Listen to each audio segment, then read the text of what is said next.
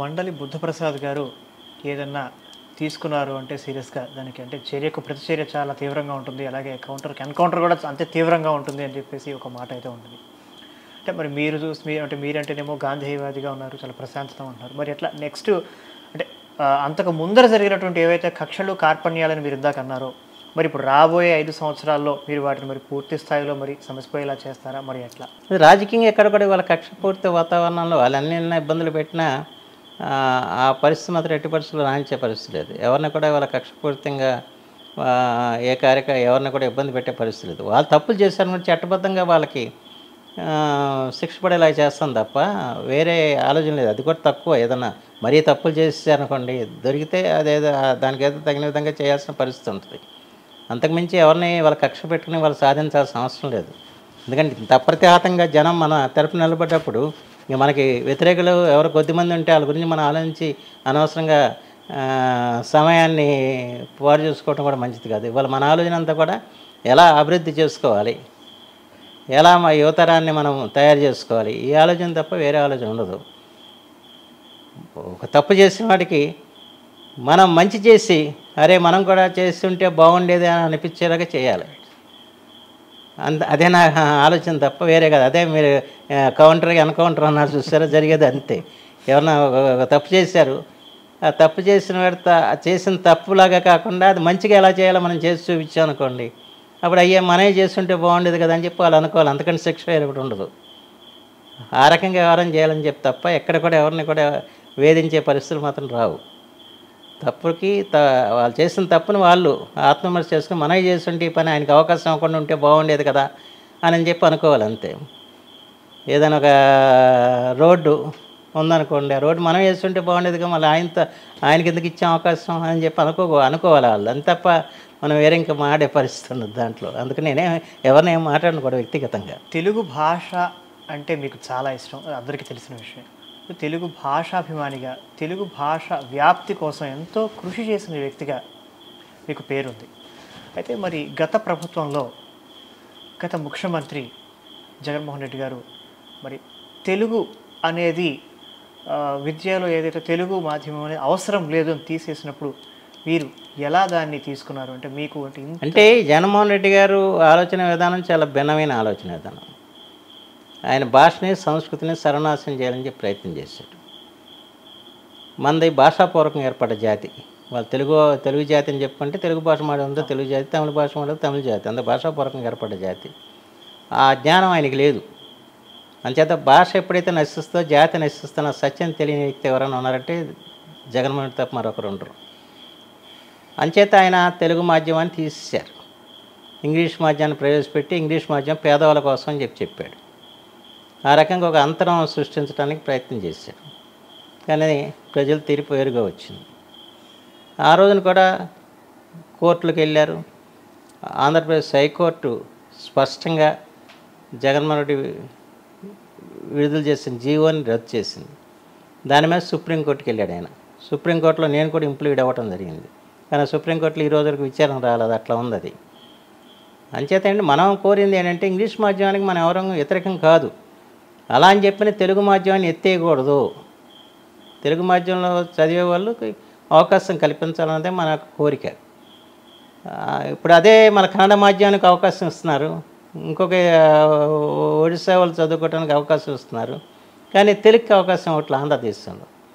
అది ఈ ప్రభుత్వం తప్పనిసరిగా సవరించి గత ప్రభుత్వం చేసిన తప్పుల్ని సరిదిద్ది మళ్ళీ తెలుగుకి మళ్ళీ వెలుగు తెస్తారని చెప్పి నేనైతే ఆశిస్తున్నాను. కొన్ని ప్రత్యేకమైన కారణాల దృష్ట్యా మీరు 2014లో తెలుగుదేశం పార్టీలో జాయిన్ అయ్యారు. ఆ తర్వాత ఏదో అనుకోని ఇబ్బందులు, అంటే బయటికి చెప్పలేని పరిస్థితుల్లో ఏదో ఉంది, అందువల్లనే జనసేనలోకి వెళ్ళటం జరిగింది బుద్ధప్రసాద్ గారు అని చెప్పేసి బయట టాక్స్ అయితే వినిపిస్తుంది. దీని మీద మీ కామెంట్ ఏంటి? అది వాస్తవం కాదు. తెలుగుదేశంలో నాకున్నంత సౌలభ్యంగా ఇంకెక్కడ లేదు, వేరే లేదు. అందులో చంద్రబాబు గారు నేనంటే చాలా గౌరవిస్తాడు. మిగతా వాళ్ళతో వ్యవహరించే తీరు వేరు, నాతో వ్యవహరించే తీరు వేరు. అయితే ఇక్కడ ఏమైందంటే పవన్ కళ్యాణ్ గారు అవనగడ్డ నిజం కావాలని చెప్పి అడిగితే ఆయన కాదనలేకపోయాడు. చివరి వరకు ఏదన్నా ఆయన ఒప్పించి మళ్ళీ తెలుగుదేశం తిరిగి చూసుకుంటుందేమని చెప్పన్న ఆలోచన జరిగింది. కానీ ఒకటి ఈ 2 జిల్లాల్లో ఒకే ఒక సీట్ అడుగుతున్నారు కాబట్టి చంద్రబాబు గారు కూడా కొంచెం సంకోచించిన పరిస్థితి వచ్చింది. చివరికి కథ సుఖాంతం అయింది కదా! దాని గురించి ఇంకా దాంట్లో అంటే నేను ఎప్పుడు కూడా చంద్రబాబు గారు ఆయన ఆయన మన పట్ల ఇది అనుచితంగా వ్యవహరించారని చెప్పి అనుకునే మనిషిని కాదు. ఆయన పాపం ఆయన కూడా చాలా ఇబ్బందికర పరిస్థితులు పడ్డాడు దాంట్లో. పడ్డాడు. అది అంతే తెలుగుదేశంలో నాకు ఎటువంటి అసౌకర్యం జరగలేదు. అయితే నేను ఎంతవరకు ఉండాలో అంతవరకే ఉన్నా. నేను అవనగడ్డ నియోజకవర్గం వరకే పరిమితం ఉన్నాను తప్ప మొత్తం రాష్ట్రంలో అంతగా తెలుగుదేశం బాధ్యతలు తీసుకోకుండా అవనగడ్డ నియోజకవర్గంకు పరిమితమై ఇక్కడ చేయాల్సిన పోరాటాలన్నీ కూడా చేయటం జరిగింది. మిగతా ప్రాంతాలతో కూడా పోలిస్తే ఇక్కడ రైతు పోరాటాలు చేసాం, రైతుకు వెన్నుదన్నుగా చాలా కార్యక్రమాలు చేసాం. అంచేత అవన్నీ తెలుగుదేశానికి బలం చేకూర్చే కార్యక్రమాలు చాలా చేయటం జరిగింది. అంచేత తెలుగుదేశంలో ఇబ్బందికర పరిస్థితులు మాత్రం బయటకు వచ్చినారని ఎవరు అనుకుంటే చాలా పెద్ద పొరపాటు అది. అయితే అనుకోని పరిస్థితులు ఇది ఎప్పుడైతే టికెట్ రాదని చెప్పి అనుకున్న పరిస్థితులు వచ్చాయి, జనంలో ఆందోళన కలిగిన విషయం వచ్చింది. అయితే పవన్ కళ్యాణ్ గారు కూడా నేను కోరి ఎక్కడికి వెళ్ళినవాడిని కాదు. ఆయన కూడా ఇక్కడ పరిస్థితులన్నీ గమనించి ఏనైతేనే గెలుస్తాడని చెప్పని భావించారు. అంతే పవన్ కళ్యాణ్ గారితో నాకు ఈ రోజున పరిచయం కాదు, చిరంజీవి గారితో నాకు చిన్నప్పటి నుంచి పరిచయం, మా నాన్నగారు ఆయన మిత్రులు అవటంతో. అయితే ఏంటంటే మనం ఒక పార్టీలో ఉన్నప్పుడు ఆ పార్టీ సిద్ధాంతాలకు అనుగుణంగా నడవాలని చెప్పి ఆలోచనతో ఉన్నాం తప్ప వేరే కాదు. అలా అని చెప్పి పవన్ కళ్యాణ్ గారి యొక్క ఆలోచనలు ఇంచుమించు ఒకటిగానే ఉంటాయి. మా ఉద్దేశం సమాజం గురించి ఆలోచించడం తప్ప స్వార్థంగా ఏదో ఈ అధికారాన్ని అంటబెట్టి సంపాదించుకోవాలని చెప్పే ఆలోచన నేనేనాడు చేయలేదు. ఇవాళ జన సైనికులకి పవన్ కళ్యాణ్ గారు చెప్పేది అది. అంతే భాష వినియోగంలో కానివ్వండి, లేకపోతే వ్యవహార సరళిలో కానివ్వండి, మా ఇద్దరికి చాలా సారూప్యత ఉంటుంది. మా భావాలు ఇంచుమించు ఒకటిగానే ఉంటాయి. అంచేతనే ఎప్పుడు కూడా పవన్ కళ్యాణ్ గారిని తెలుగుదేశంలో ఉన్న పవన్ కళ్యాణ్ గారితో జనసేన తెలుగుదేశం మధ్య తేడా వచ్చినప్పుడు, ఆ తర్వాత కలిసినప్పుడు ఎప్పుడైనా సరే ఒకటే మాట మీ బోటల్లో ఇంటర్వ్యూ అడిగినప్పుడు నేను చెప్పాను. పవన్ కళ్యాణ్ గారు ఒక విభిన్నమైన వ్యక్తి, ఒక విశిష్టమైన వ్యక్తి. ఆయనకి రాష్ట్ర ప్రయోజనాలు తప్ప స్వప్రయోజనాల గురించి ఆలోచించే వ్యక్తి కాదు. అంతేకాకుండా సమాజాన్నిలో ఏదో మార్పు తేవాలని తహతహ ఉంది. సమాజంలో ఉన్న రుగ్మతలను బాపాలంటే అది ఒక సంఘ సంస్కర్తగా ఆలోచనలు కూడా ఆయనకు ఉన్నాయి. కానీ ఆయన తేలికైన వ్యవహారం కాదు. ఆయనకి కానీ నాకు కానీ ఉన్నాయి, కానీ మేము అంత తేలిగ్గా చేసే పరిస్థితులు లేవు. ముందు మనం ఎదురొడ్డాలి, పోరాడాలి, కష్టాలను అనుభవించాలి. ఆ తర్వాత కానీ ఫలితం రాదు. మన వీరేశలింగం గారి జీవితం చూసాం. ఎన్ని కష్టాలు పడ్డాడు ఆయన, ఎన్ని అవమానాలు పొందాడు, చివరికి ఆయన భావాలకు విజయం సాధించాడు. అట్లాగే మనం కూడా ఏంటంటే ఇలాంటి ఏదైనా సమాజంలో చెడుని తొలగించాలంటే చాలా కష్టసాధ్యన విషయం. ఇందాక నేను చెప్పాను కదా, ఇక్కడ జరుగుతున్న చెడు వ్యవహారాలని నిరోధించాలంటే ముందు విరోధాలు తయారు చేసుకుంటాం.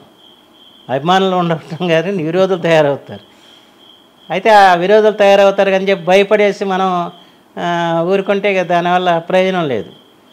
అంచేత మనకు కొన్ని ఆలోచనలు ఉన్నప్పుడు ఆలోచనలు మనం తప్పనిసరిగా ప్రజలకి నచ్చజెప్పి మనం మంచి మార్గం వైపు వాళ్ళని ప్రయాణం చేసే ప్రయత్నం చేయాలి. ఆ ప్రయత్నంలో ఆయన కూడా అదే పద్ధతిలో ఉంటాడు. కనుక పవన్ కళ్యాణ్ గారు మా ఇద్దరు కూడా భావాలు అయితే ఒకే భావాలు, దాంట్లో అనుమానం లేదు. మీలో ఒక మంచి రాజకీయ నాయకుడు ఉన్నాడు, అలాగే ఒక మంచి సంఘ సంస్కర్త, అలాగే 10 మందికి మంచి చేయాలని తపనతోటి మీరు అనేకమైనటువంటి సంక్షేమ కార్యక్రమాలు కూడా చేశారు.